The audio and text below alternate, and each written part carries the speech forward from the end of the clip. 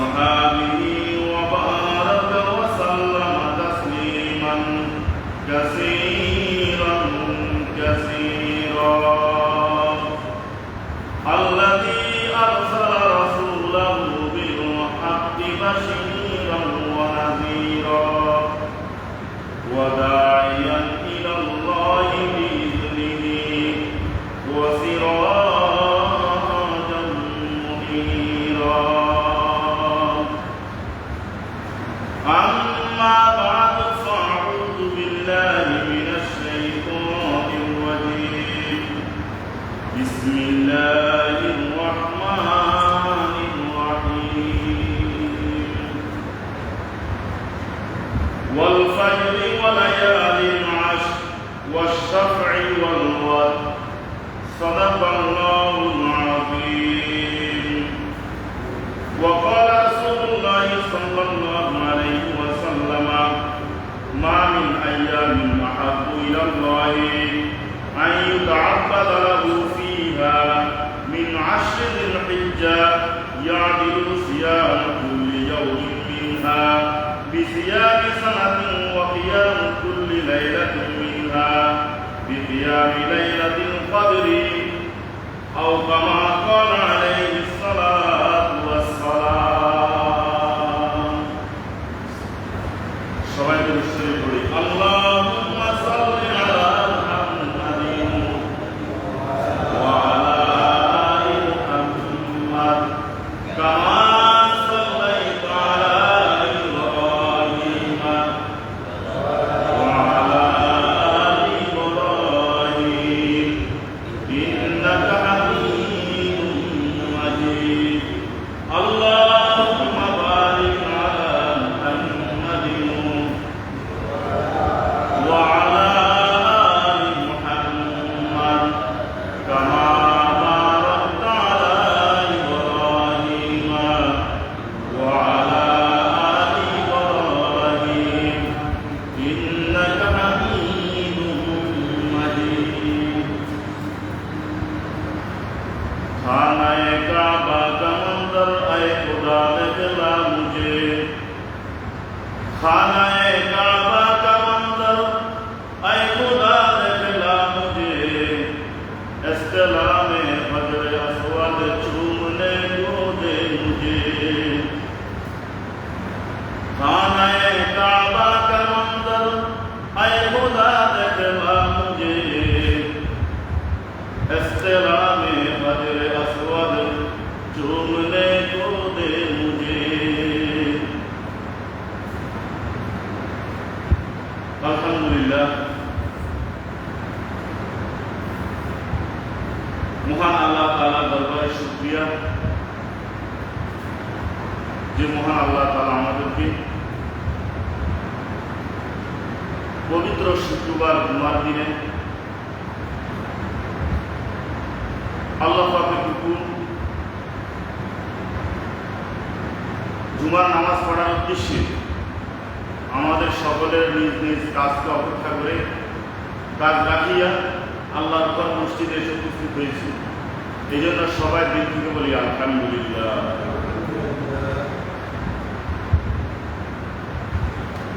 প্রিয় মুসলিয়ান ইকরাম, আল্লাহ পাক অত্যন্ত মেহেরবান, আমাদেরকে দুনিয়ার সকল কাজ থেকে ফারেক করে এনে আল্লাহর ঘর মসজিদে আসা এবং বসার তৌফিক দিয়েছেন। এই জন্য সবাই বলি আলহামদুলিল্লাহ। প্রিয় মুসলিয়ান ইকরাম, শুক্রবার জুমার দিন আল্লাহর কাছে একটা অত্যন্ত পছন্দিদা দিন। আজকে আমরা এখানে যারা উপস্থিত হয়েছি তাড়াতাড়ি আসতে পারলাম। আমরা এখানে যারা আসছি তারা ভাগ্যবান। আল্লাহ নবীজি সাল্লাল্লাহু আলাইহি ওয়াসাল্লাম বলছেন, মসজিদে যারা তাড়াতাড়ি আসতে পারবে, বসতে পারবে, কোনো কথা বলবে না, শুধু বসে থাকবে, তার প্রত্যেকটি বসার সেকেন্ড বাই সেকেন্ড তার আমলনামার ভিতরে আল্লাহ পাক নেকি লিখে দিবেন। সুবহানাল্লাহ। কোনো কাজ করলো না, শুধু বসে থাকবে। দেখেন আল্লাহর ঘর মসজিদে আসতে পারা, তাড়াতাড়ি আসতে পারা, এটা সৌভাগ্যের ব্যাপার। কারণ বহু মানুষ আছে, সুস্থ আছে, সব কিছু ঠিক আছে, কোনো কাজকর্মও নাই, কিন্তু মসজিদে আসে ফরজ দরে কোনো রকম। এজন্য সবসময় ভালো কাজে আগিয়ে থাকা, সবসময় ভালো কাজে মসজিদে তাড়াতাড়ি পৌঁছা, যারা আসতে পারবে আল্লাহ পাক রব্বুল আলামিন তাদের প্রতি সন্তুষ্ট হয়ে যাবে। এইভাবে এই আমলটা আল্লাহর কাছে বেশি পছন্দিদা। প্রিয় মুসলিয়ান গ্রাম, আল্লাহ পাক আমাদেরকে সবসময় ভালো কাজ, নেকি কাজ করার তৌফিক দান করুন, আমিন। সম্মানিত মুসলিয়ান গ্রামে, জিলহজ মাস শেষ, জিলহজ মাস শুরু, হজের মাস শুরু হয়ে গেল। অর্থাৎ জিলহজের যে 10 তারিখ, 10টা দিন, জিলহজ মাসের 10 তারিখে কোরবানি, ঈদ উল আযহা। এটা ইমানদারের জন্য এক বিরাট পরীক্ষা আল্লাহর পক্ষ থেকে। আল্লাহ পাকের পক্ষ থেকে বান্দার জন্য একটা কি পরীক্ষা। কোন মানুষ পৃথিবীর শুরু থেকে কোন নবী রাসূল পরীক্ষা ছাড়া কামিয়াব হয় নাই।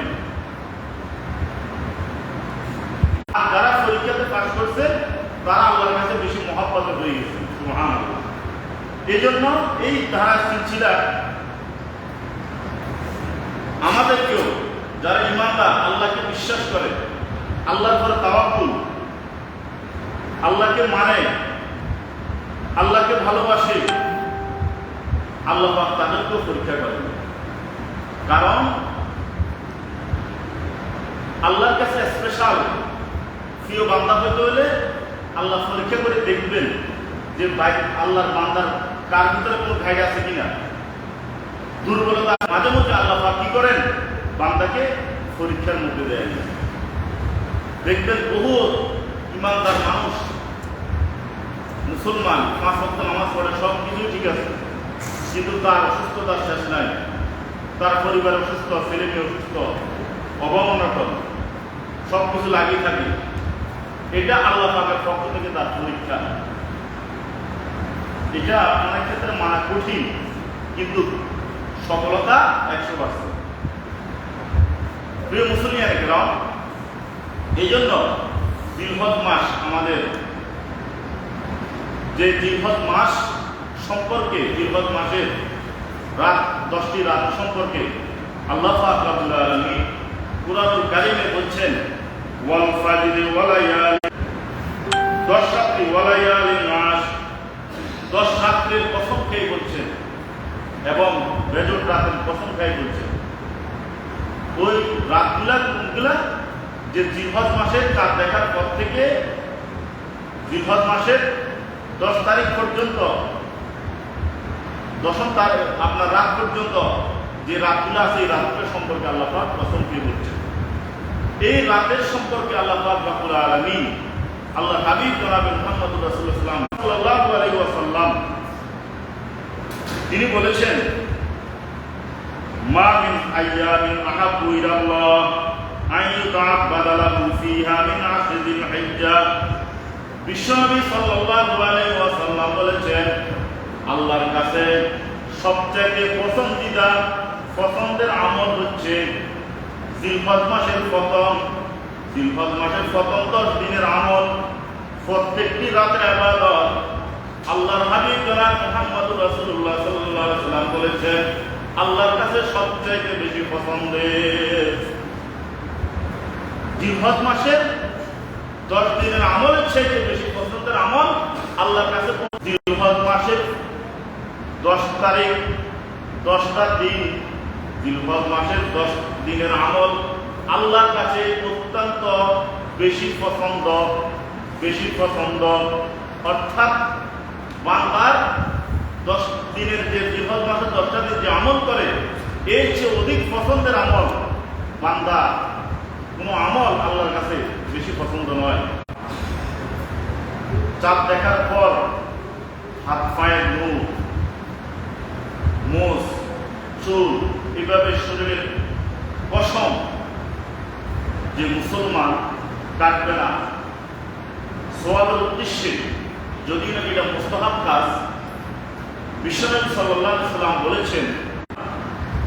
এবং জিলহজ মাসের 10 তারিখ কুরবানি, অর্থাৎ পশু কুরবানির পরে যারা নিজের হাত পায়ের মুখ, চুল, তারপরে দেখ গোপ, এইভাবে অন্যান্য পশম কাটবে, আল্লাহ রাব্বুল আলামিন তাকে কবুলকৃত কুরবানির সওয়াব তার আমলনামার ভিতরে দিয়ে দেবেন। সুবহানাল্লাহ। সেই ব্যক্তি কুরবানির সওয়াব পেয়ে যাবে। শুধু একমাত্র লাগবে কি? নিয়ত, খালেস, বেশি পছন্দনীয়।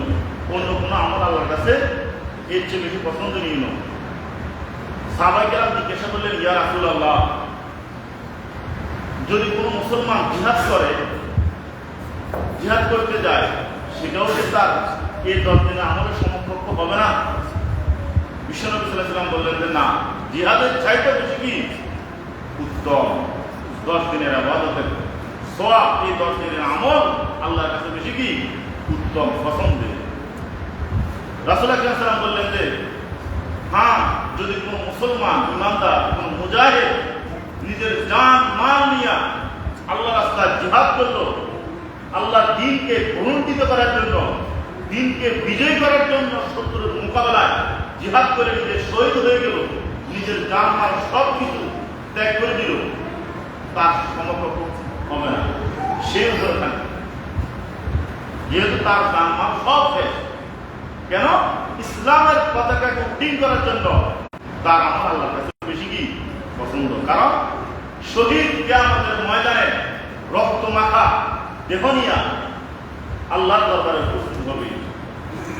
শহীদের মর্যাদা, শহীদের দরজা সর্বোচ্চ দরজা। যারা এক ইসলামের জন্য, ইসলামী হুকুমতের আমিরের নির্দেশে জিহাদ করবে। আবার আমাদের দেশে অনেক মুসলমান আছে জিহাদ শব্দটাই বুঝে না, জিহাদের অর্থই অনেকে বুঝে না। জিহাদ করা মানে অনেক আমাদের দেশে কিছু মানুষ মনে করে তরোয়াল নিয়ে যুদ্ধ করা, শুধু মারামারি কাটাকাটি করা, সন্ত্রাসী জঙ্গিবাজি করা, মনে করে যে এটা নাকি জিহাদ। আসলে না। জিহাদ শুনতে মানে খুব একটা আতঙ্কের নাম মনে হয়, অথচ ইসলাম জিহাদকে ফরজ করেছে। জিহাদ করতে হবে। জিহাদের কয়েকটা অর্থ। আপনি মসজিদে আসতে মন চাইতেছে না, মনের বিরুদ্ধে জিহাদ, নফসের বিরুদ্ধে জিহাদ।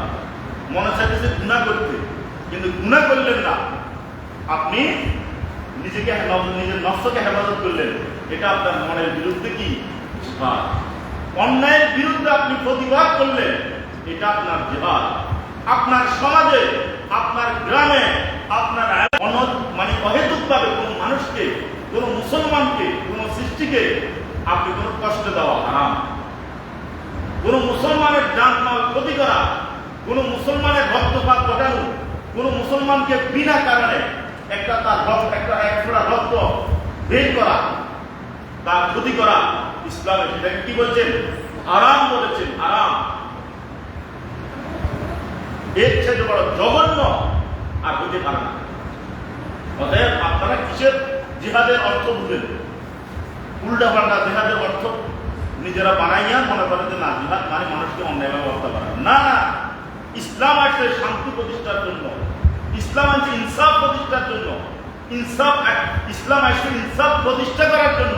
অতএব কার প্রতি জুলুম করার জন্য ইসলাম আসে নাই, বিশ্বনবীর আগমন হয় নাই, কোরআন কারীম আসে নাই। ইসলাম আসছে কেন? মানবতাকে সঠিক পথ দেখানোর জন্য, সঠিক বিচার ব্যবস্থাকে প্রতিষ্ঠা করার জন্য ইসলাম এসেছে। ইসলাম তার প্রতি জুলুম করে না। মুসলিয়ানে কেরাম, অতএব আমি যে কথাটা বলতে চাইছিলাম সেটা হলো, জিলহজ মাসের 10 দিনের ইবাদত আল্লাহর কাছে সবচেয়ে বেশি কি পছন্দের, প্রিয়। বিশ্বনবী সাল্লাল্লাহু আলাইহি ওয়াসাল্লাম বলেছেন, ইয়াদু সিয়ামু কুল্লি ইয়াউমিন মিনহা বিসিয়ামি সানাতিন ওয়া কিলা কুল্লি লাইলাতিন মিনহা বিকিয়ামি লাইলাতিন কদ। বিশ্বনবী সাল্লাল্লাহু আলাইহি ওয়াসাল্লাম বলেছেন, জিলহজ মাসের প্রতি রাতের ইবাদত আল্লাহর কাছে কিরকম বেশি পছন্দ। ওই যে বান্দা আল্লাহর উদ্দেশ্যে, নেকির উদ্দেশ্যে, আল্লাহর মুহাব্বতে, সওয়াবের উদ্দেশ্যে তাকে এরকম ভাবে দিবেন যেন সেই লাইলাতুল কদর রজনীতে সে ইবাদত করলো। সুবহানাল্লাহ। লাইলাতুল কদর রজনীতে যে ব্যক্তি যেভাবে ইবাদত করে সওয়াব পাইল, বিশ্বনবী সাল্লাল্লাহু আলাইহি ওয়াসাল্লাম বলেন, যে ব্যক্তি জিলহজ মাসের 10টা রাত ইবাদত বন্দেগী করবে, দিনে রোজা রাখবে, আল্লাহ রাব্বুল আলামিন তাকে এরকম সওয়াব দিবেন যেন সে লাইলাতুল কদর রজনীতে ইবাদত করলো। অর্থাৎ প্রত্যেকটি রাত তার জন্য লাইলাতুল কদর রজনী। বিশ্বনবী সাল্লাল্লাহু আলাইহি ওয়াসাল্লাম বলেছেন, ইয়াজু সিয়ামু কুল্লি ইয়াউমিন মিনহা বিসিয়ামি সানা। বিশ্বনবী সাল্লাল্লাহু আলাইহি ওয়াসাল্লাম বলেন, আর দ্বিতীয় হলো রাতে ইবাদত, দিনে রোজা। যদি সম্ভব হয়, যদিও নাকি রোজাগুলো নফল রোজা, ইবাদত নফল, কিন্তু কোন মুসলমান যদি তার যদি সমর্থ থাকে, যদি সে যদি নিয়ত করে যে আমি জিলহজ মাসের 10টা দিন অর্থাৎ 9 তারিখ পর্যন্ত, আরাফাত দিন পর্যন্ত রোজা রাখবো, 9টা দিন রোজা রাখবো, সেই ব্যক্তি যেন পুরা বছর রোজা রাখবে। অর্থাৎ তার এক একটা দিনের রোজা 1 বছরের সওয়াব।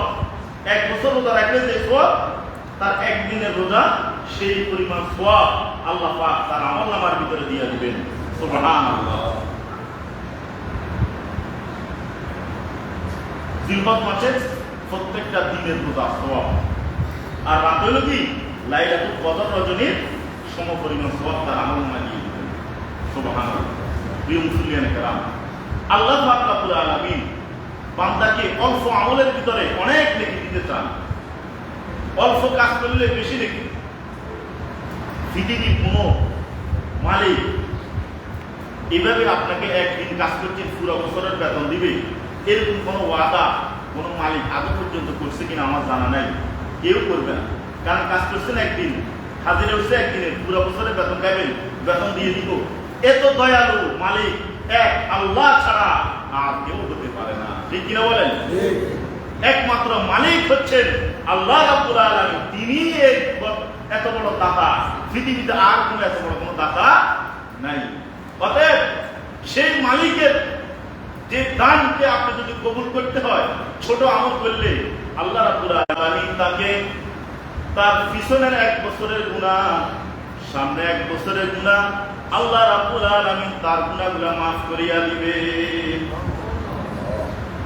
আল্লাহ রাব্বুল আলামিন মাফ করিয়া দিবেন। বিশ্বনবী বলেছেন, আরাফাতা আহতাসিবু আলাল্লাহি আন ইউকাফিরা সানাতাল্লাযী ক্বাবলাহু ওয়া সানাতাল্লাযী বা'দাহু।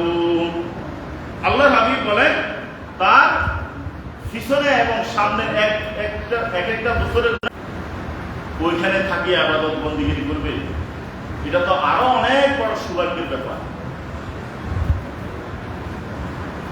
खाना काबा का मंजर आए खुदा देखला मुझे, खाना काबा का मंजर आए खुदा देखला मुझे,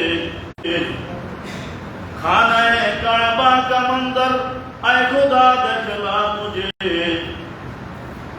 हजर असवद चूमने को दे मुझे, इस्तिला में हजर असवद चूमने को दे मुझे।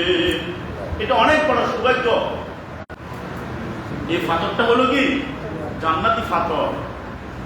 মানুষের যে মানুষ এই পাথরকে চুম্বন দেয়, এই পাথর অন্যান্য হাদিস দ্বারা আছে যে মানুষের গুনাহগুলোকে চুষি ফেলায়। আবার হযরতে মুহাম্মদুর রাসূলুল্লাহ সাল্লাল্লাহু আলাইহি ওয়াসাল্লাম বলেছেন যে এই পাথর তোমার কোনো ক্ষমতা নাই কিছু করার। হযরত ইব্রাহিম আলাইহিস সালাম এই পাথর তোমাকে চুম্বন করেছে, আমি করতেছি। একমাত্র গুনাহ মাফ করতে পারেন কে? আল্লাহ রাব্বুল আলামিন। প্রিয় মুসলিয়ান একরাম, এই জন্য আমাদের সবাই এবং সম্মানিত মুসলিয়ান একরাম, সামনে এই যে কুরবানি আসতেছে, আমাদের সবাইকে এখন থেকে পরিষ্কারভাবে নিয়তকে খালাস করিয়া আমাদের যাদের সাথে আমরা কোরবানি করতেছি বা করব, কোরবান করতে হলে অন্তত সকলের টাকাগুলা যেন হালাল হয়। প্রিয় মুসলিয়ান কেরাম, আল্লাহ রাব্বুল আলামিন প্রত্যেক মানুষের নিয়ত দেখেন, প্রত্যেক মানুষের কাজে কর্ম দেখেন। অতএব আপনার আমার টাকাগুলা যেন হালাল হয়, আল্লাহর রাস্তায় আপনি কোরবানি দিবেন যেন যেন হালাল হয়, হালাল টাকা দিয়ে যেন কোরবান দিতে পারে। আর সব সময় এই কথাটা মনে রাখবেন, কেউ গরু কিনলো বা ছাগল কিনলো, পশু কিনলো কোরবানি, এটা তো এত টাকা লাগে না, এটা এত বেশি হয়ে গেছে, এই ধরনের কারো কিছু না বলাটাই কি ভালো। কারণ আপনি কাউকে যদি এই কথা বলেন, এর মনের ভিতরে কি লাগবে, শুধু শুধু শুরু হয়ে যাবো, এরা আমি ঠকিয়ে না গেছি, বাজারে ঠকি গেছি, এটা তো লাগবো 90,000 টাকা, আমি 1,10,000 টাকা দিয়ে কিনে ফেলছি, এর ভিতরে লাগাইছি একটু মনের ভিতরে ভেজাল মনে